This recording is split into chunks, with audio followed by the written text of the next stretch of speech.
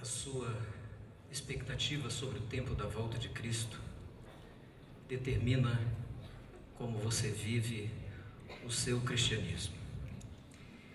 Se eu chegasse aqui hoje à noite com algum documento dizendo que, com certeza, Jesus voltará daqui a 100 anos, isso não mexeria com a sua respiração.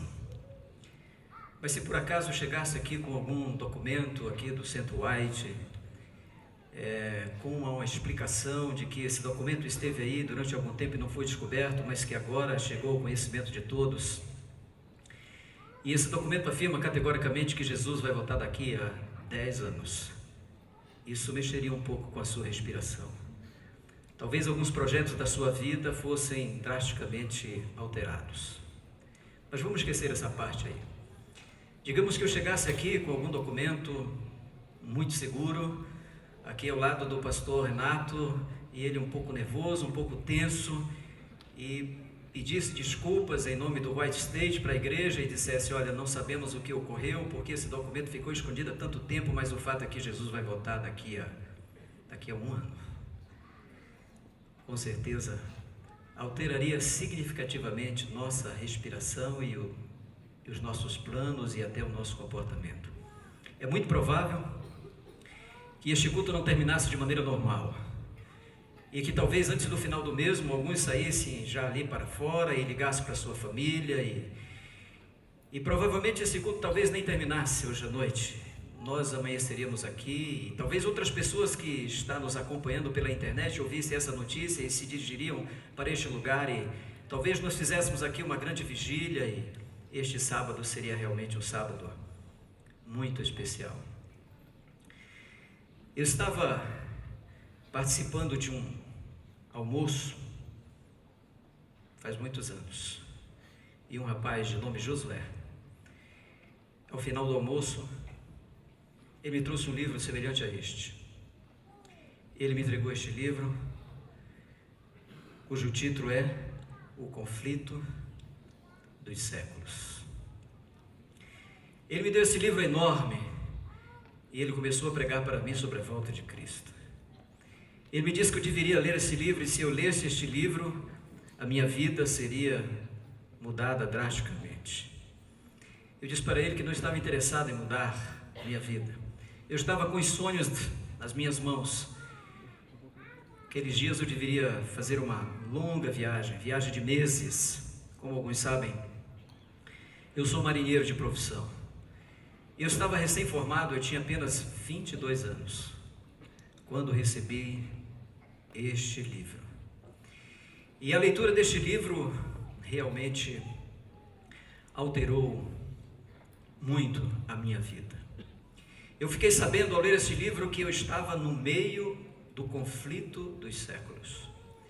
As informações que foram me chegando através da leitura deste livro foi criando em mim um desejo e uma vontade muito grande de me preparar para o momento ao qual este livro apontava, a volta de Jesus.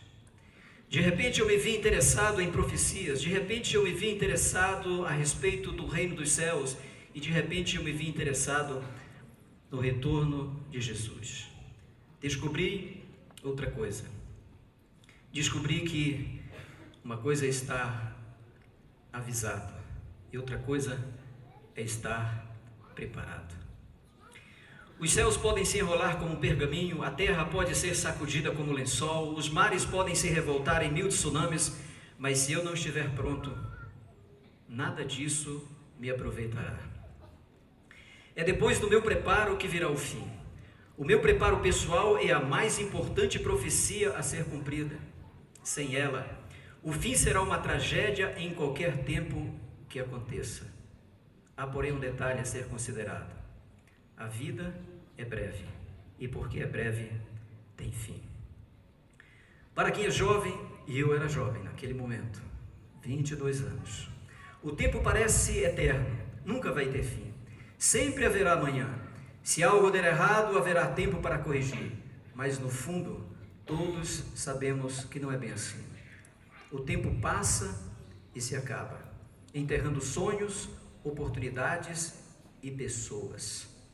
Depois, e somente depois dos sonhos partidos, oportunidades perdidas, vidas inesperadamente ceifadas, tomamos um choque de realidade e nos deparamos com o imponderável destino. Queria convidá-lo a abrir a sua Bíblia no Evangelho de Lucas. Lucas capítulo 21. Aqui nós vamos ver os avisos de Jesus. Avisos para uma geração, avisos para o mundo, avisos também para nós. Lucas capítulo 21, versos 20 a 28. Vamos à leitura. 21, 20 a 28. Quando, porém, virdes Jerusalém sitiada de exércitos, sabei que está próxima a sua devastação. Então os que estiverem na Judéia fujam para os montes, os que se encontrarem dentro da cidade retirem-se, e os que estiverem nos campos não entrem nela. Porque estes dias são de vingança, para se cumprir tudo o que está escrito. Ai das que estiverem grávidas e das que amamentarem naqueles dias, porque haverá grande aflição na terra, a ira contra este povo. Cairão a fio de espada e serão levados cativos para todas as nações, e até que os tempos dos gentios se completem, Jerusalém será pisada por eles. Haverá sinais no sol, na lua e nas estrelas, sobre a terra angústia entre as nações em perplexidade por causa do bramido do mar e das ondas. Haverá homens que desmaiarão de terror e pela expectativa das coisas que sobrevirão ao mundo, pois os poderes dos céus serão abalados. Então se verá o Filho do Homem vindo numa nuvem com poder e grande glória. Ora, ao começar estas coisas a suceder, exultai e erguei a vossa cabeça, porque a vossa redenção está próxima. São os avisos luminosos de Deus a este mundo. Primeiro foi Noé. Noé avisou que o mundo teria um fim, mas ninguém acreditou, quase ninguém acreditou, e o mundo foi destruído pelo dilúvio. Depois foi a vez de Ló. Ló avisou Sodoma. Ele saiu pelas ruas de Sodoma e falou: os anjos estão na minha casa. Mas ninguém acreditou e Sodoma foi destruída. Depois foi a vez do próprio Cristo. Deus veio pessoalmente para avisar, especialmente seu povo, Jerusalém. E Jesus, quando chegou a Jerusalém, ele disse: Jerusalém, Jerusalém, que matas os profetas e apedrejas os que te foram enviados. Quantas vezes eu quis reunir os teus filhos como uma galinha os seus pintinhos, mas não o quisestes. Agora a vossa casa ficará deserta. E ainda falou: não ficará pedra sobre pedra. A destruição de Jerusalém foi um dos acontecimentos mais bem registrados pela história. Não só pelo historiador Flávio Joséfo, Dio Cássio, mas também pela profetisa Ellen White. E é interessante como a narrativa ela finda se encontrando e se encaixando no decorrer dos acontecimentos. Em 63, o general Pompeu chegou à Palestina e ele chegou até Jerusalém e fez uma coisa muito ruim, muito abusada. Ele entrou com o seu cavalo no próprio templo, profanando o templo. Os judeus, que já não estavam nada simpáticos com os romanos, ficaram muito irados com este gesto de Pompeu. E esta revolta interna foi se transformando numa revolta real. E no ano de 66 havia já um levante na Palestina. Roma ficou preocupada com o que estava ocorrendo naquela região e tentou abafar esta revolução, enviando para lá os seus generais. No ano 67, Vespasiano se aproxima com a sua 10ª legião. Ele começa a destruir pelo lado norte de Israel percebendo que dentro de Jerusalém havia guerras entre as facções, ele esperou um pouco. Estrategicamente, ele esperou que as facções de dentro de Jerusalém lutassem umas contra as outras e se destruíssem. E assim foi ocorrendo. Mas finalmente, no ano 70, ele estava cercando já Jerusalém com a sua legião. Chamado às pressas a Roma para assumir o império, ele envia logo em seguida o seu filho, agora o general Tito. Tito era um jovem general com informações a respeito da cultura que ali se desenvolvia naquele país. E ele tinha a intenção de preservar o templo. E quando ele se aproximou de Jerusalém, ele chamou o seu estado-maior e deu ordens para que o templo fosse preservado. Os judeus estavam avisados. De algum tempo, Deus havia mandado avisar o povo a respeito da destruição de Jerusalém, tanto que os cristãos não pereceram nessa destruição. Primeiro, uma luz sobrenatural pousou sobre o templo. Depois, haviam vozes que saíam de dentro do templo à noite, dizendo: partamos daqui, partamos daqui. No entardecer, muitas vezes, eram vistas as nuvens formando carruagens no horizonte, carruagens e soldados partindo para a guerra, se organizando para a guerra. E um homem, um louco, considerado louco, ele caminhava pela cidade de Jerusalém, subindo e descendo as suas ruas, e ele tinha apenas uma mensagem para dar. Ele dizia: voz do Oriente, voz do Ocidente, voz dos quatro cantos, uma voz contra o povo, uma voz contra o templo.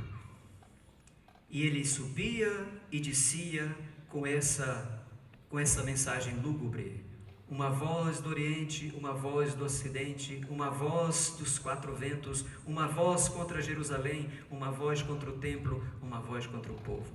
Tomado e açoitado e torturado, ele só dizia: ai, ai, Jerusalém. E mesmo assim, apesar de todos esses avisos, a cidade de Jerusalém não se demoveu e, sobretudo, a sua liderança daquilo que deveria acontecer, que era o seu destino.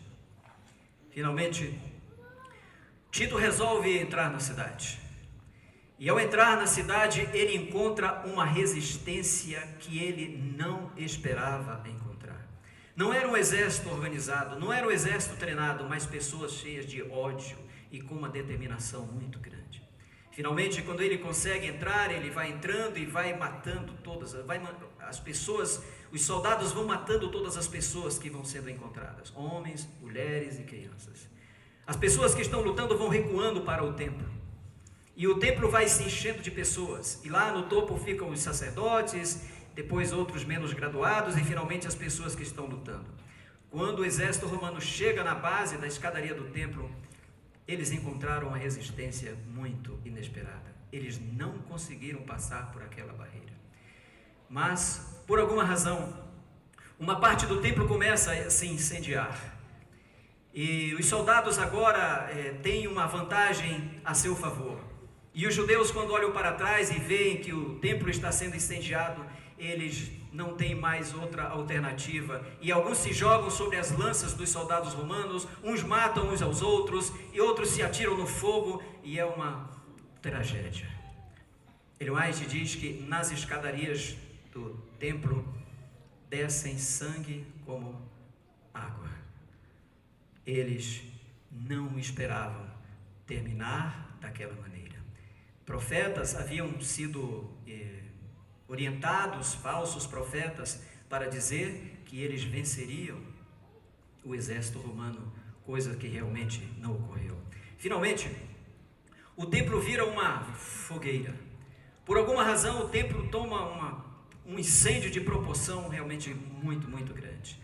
E como as paredes internas são muito úmidas, o calor externo provoca uma grande explosão, e não fica mesmo pedra sobre pedra. As pessoas que haviam se juntado nas colinas ao lado, próximos ao templo, elas ficam ali olhando aquela cena, e alguns lamentam o que está ocorrendo e outros ainda alimentam o seu ódio. Recentemente, Isaiah Gafni, um erudito judeu, lhe é perguntado por que o templo foi destruído, e ele deu uma resposta bem inusitada. Ele disse: talvez Jesus tivesse razão. Júlio Rosa escreveu um título curioso é Dizem que Jesus voltou esta noite. É um conto. É a história de um repórter chamado Jacques, e ele sobrevive a um acontecimento da noite anterior. Eles não sabem explicar muito bem o que ocorreu, mas algo muito drástico e trágico ocorreu na noite anterior. Ele é um repórter, e no dia seguinte ele escreve no seu jornal algo assim: o dia amanheceu com a terra envolta numa penumbra esverdeada e assustadora. O que aconteceu foi horrível. Hoje, no mundo inteiro, a imprensa falada, escrita e televisada que ainda funciona, traz notícias aterrorizantes. Eis as manchetes: terror e destruição no mundo, centenas de acidentes rodoviários, ferroviários, aéreos em todos os continentes, milhões de pessoas desaparecidas nas últimas horas, todos os continentes abalados por terremotos, maremotos e tsunamis, milhões de pessoas mortas continuam insepultas. E a manchete final: dizem que Jesus voltou esta noite.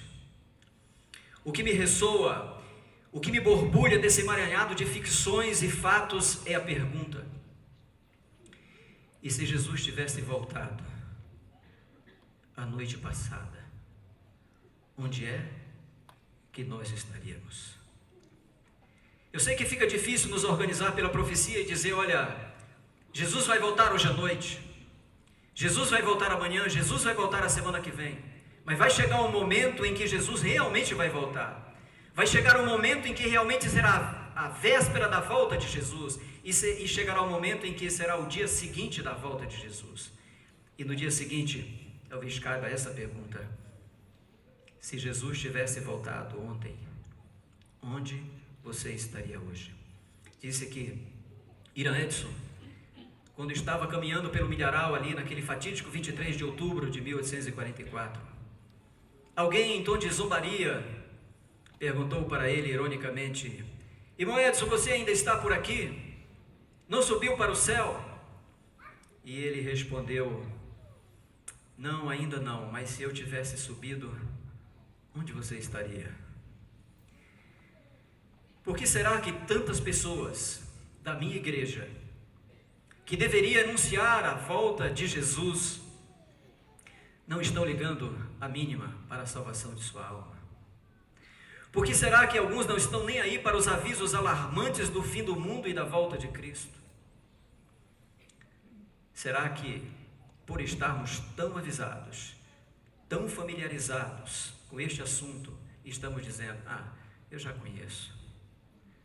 Quem sabe alguém traz a mensagem com o mesmo entusiasmo, com a mesma vibração dos nossos pioneiros no passado, mas quando traz a mensagem, alguém talvez diga assim: a gente já conhece isso. Talvez de tanto ouvir a mensagem, ela já não está mais causando aquela urgência e aquele senso de responsabilidade e decisão que nós deveríamos ter. Mas estar avisado não é estar preparado. Qualquer dia desses, algo vai ocorrer de muito diferente. Ao tomar este livro, eu lia muitas vezes dentro do meu navio. E quando eu estava lendo este livro, e essa mensagem assim batia no meu coração com tanta força, como as ondas do lado de fora batiam no costado da embarcação. Às vezes eu saía de dentro do meu camarote, porque era tal a pressão da minha leitura, era tal a pressão das mensagens que vinham da leitura deste livro, e eu me recordo bem.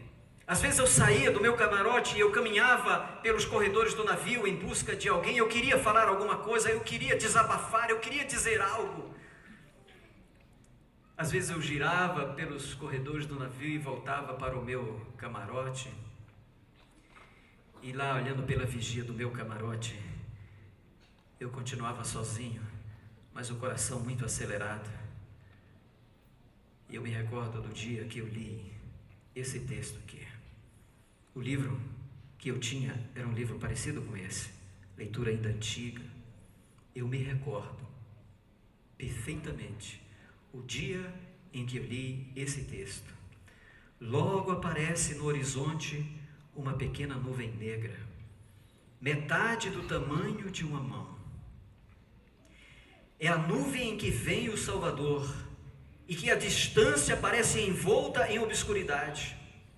O povo de Deus sabe ser esse o sinal do Filho do Homem.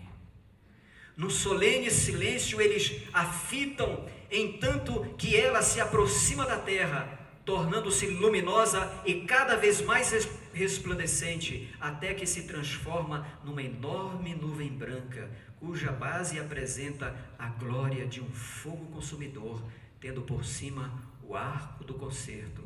Jesus avança como um poderoso conquistador. Hoje, quando eu peguei esse livro lá no Centro White, porque o meu, não sei o que ocorreu, não sei explicar, eu guardei tanto, e eu não sei o que aconteceu com aquele meu livro, O Conflito dos Séculos. Mas hoje, quando eu peguei esse livro, eu não sei se a moça que me deu percebeu, mas eu fiquei muito emocionado. Eu abracei esse livro e eu cheguei ali no carro, sozinho, e eu deixei a minha emoção escapar, porque este livro salvou a minha vida. Este livro me tirou debaixo da linha d'água de um navio, sabe lá onde eu estaria hoje, se é que estivesse, em algum lugar vivo. E eu amo este livro. O que eu lamento é que os adventistas não estão lendo esse livro. O que eu lamento é que os jovens adventistas não estão lendo esse livro. Poucos. E podem ser considerados uma exceção. Esta nuvem, nós sabemos, nós estamos informados sobre esta nuvem, uma nuvem que vai aparecer no céu. Mas a profecia diz que antes de aparecer a nuvem de Jesus, virá a nuvem de Elias. Virá a nuvem de Elias. É a nuvem do reavivamento. Um reavivamento da primitiva piedade entre nós, eis a maior e mais urgente de todas as nossas necessidades. Buscá-lo deve ser a nossa primeira ocupação, e só podemos esperar um reavivamento em resposta à oração. Nós precisamos de mais oração na nossa vida. E agora, eu vejo hoje à noite, ao pregar essa mensagem, que já faz mais de 36 anos que eu recebi este livro. 36 anos. Bem, eu poderia chegar hoje para vocês e dizer, olha, eu estou aguardando Jesus voltar. Eu poderia dizer para vocês, eu estou informado que Jesus vai voltar. Eu poderia, quem sabe, fazer um discurso politicamente correto e dizer a vocês, olhem, como todo mundo, eu estou aguardando Jesus voltar, mas eu queria que vocês orassem por mim, eu quero me preparar, eu quero estar pronto. Aí eu daria a você o direito de me fazer uma pergunta. Se você não está pronto, o que você fez nos últimos 36 anos? Então, não sei como você vai reagir ao que eu vou dizer, mas eu estou pronto. Porque nos últimos 36 anos eu me preparei justamente para isso. Perfeito não estou, perfeito não sou, mas pronto eu estou. Se alguém de repente entrasse nesse templo e desse um grito, Jesus está voltando, eu estou vendo a nuvem lá fora. Eu não sei como você reagia. Eu daria um sorriso, procuraria minha esposa ali. Eu estou pronta. Nem um desespero. Nem um desespero. As religiões estão mudando. As igrejas estão mudando, dizem por aí. Talvez até a nossa igreja está mudando.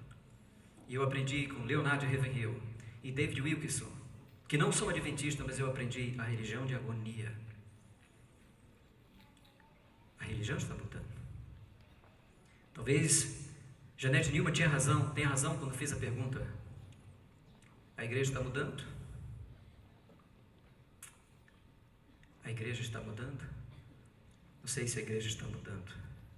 Eu sei que as pessoas estão mudando. A religião já não é mais uma religião apostólica. A religião já não é mais uma religião de agonia. Quando nós lemos a Bíblia, quando nós vamos aos pioneiros, nós vemos esses homens e mulheres agonizando.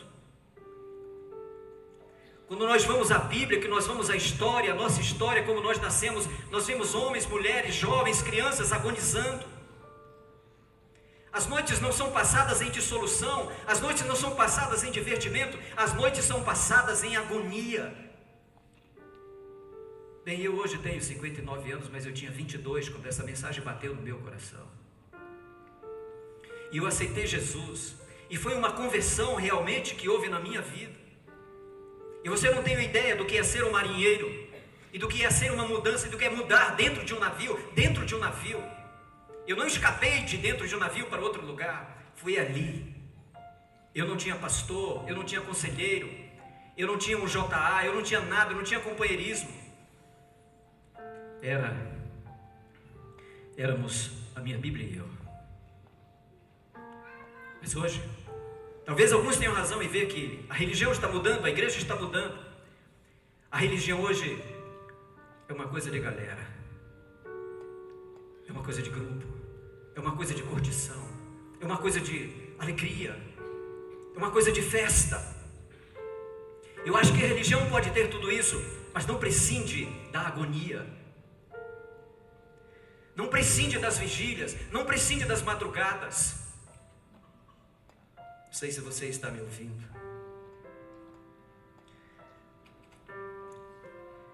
Eu não sei se esse é o melhor momento da sua vida para você tomar uma decisão.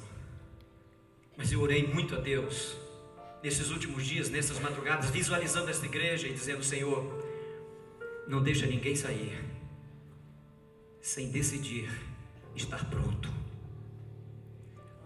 Eu não estou dizendo aqui que você deve agora começar a organizar a sua vida, e que você tem que colocar mais oração na sua vida, e que você tem que colocar mais Bíblia na sua vida, que você tem que ser mais sério e mais responsável com a sua religião. Isso também pode incluir, mas o que eu estou querendo lhe dizer é que hoje à noite você tem que sair salvo de dentro desta igreja, está entendendo? Que você precisa ouvir o Espírito Santo, que você precisa dar uma chance para o Espírito Santo na sua vida, no seu coração.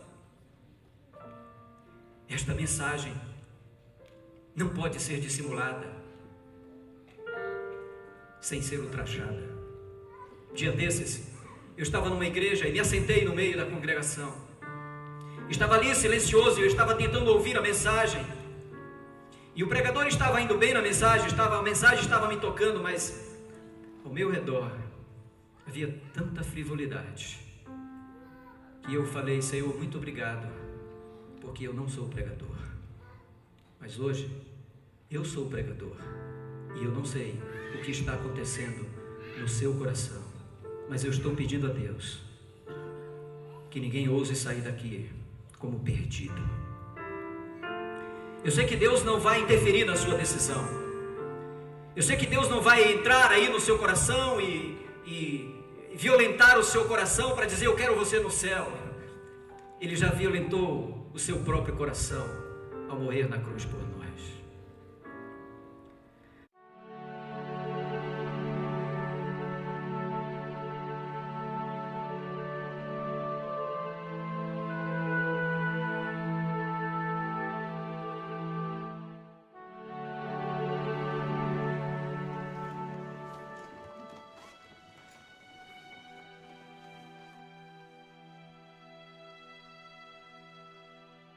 The time has come for the opening of the General Conference, the 34th session of this body. Seek God with all your being. Confess sins one to another. And may we, during this conference, discover oneness of heart.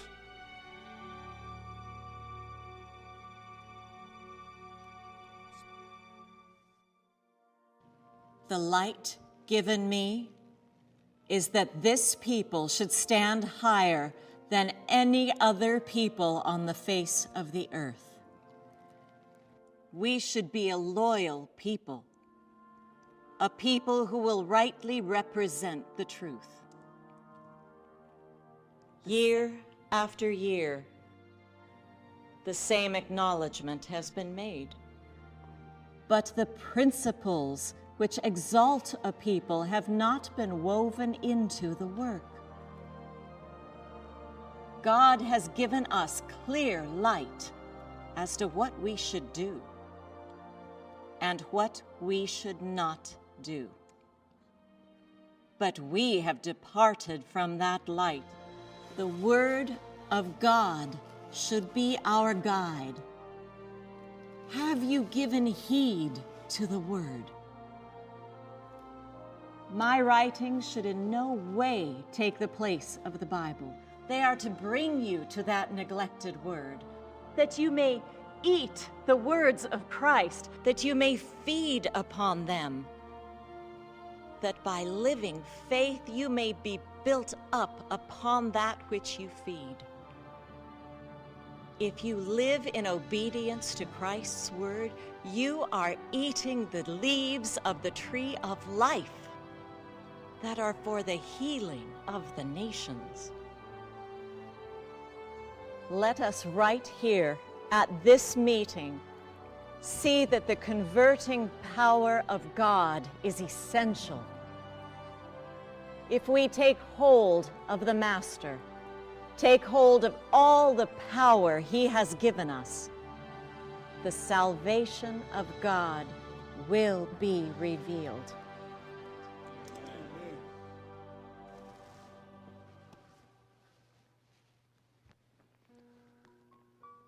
In the past, I have not been in union with some of you. And today I see myself more and more as God must see me. For in his word, let's read together. Because thou sayest, I am rich and increased with goods and have need of nothing. Oh my, in my self-sufficiency, I have been just like that. And knowest not that thou art wretched and miserable and poor and blind and naked? Oh, I now see that this is my condition, not someone else's, but mine. My brother, please forgive me. I have made of your life a living hell.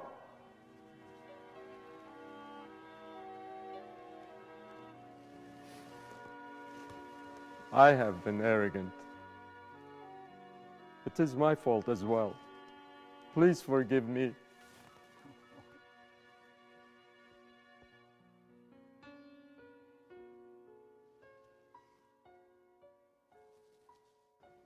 Brothers and sisters, we have received a great light from the Lord. It is time we believe and walk in that light. Please forgive my angry words and my actions against you. I do forgive you.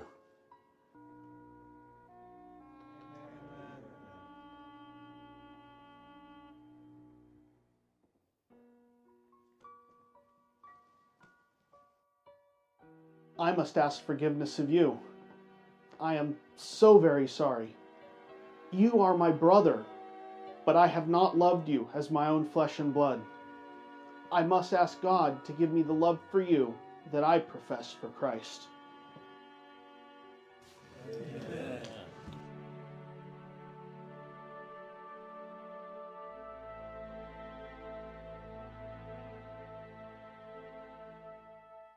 Alan. Alan.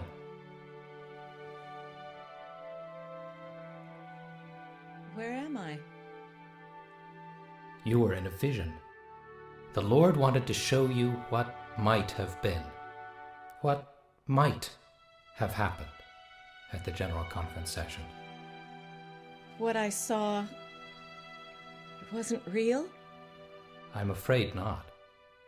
The Father was ready to pour out His Spirit upon the assembly and finish the work in this world and cut it short in righteousness. But the delegates would not humble themselves. Had they, in humility of soul, led out in the work of confessing and consecration, giving evidence that they had received the counsels and warnings sent by the Lord to correct their mistakes, there would have been one of the greatest revivals that there has been since the day of Pentecost. It never happened.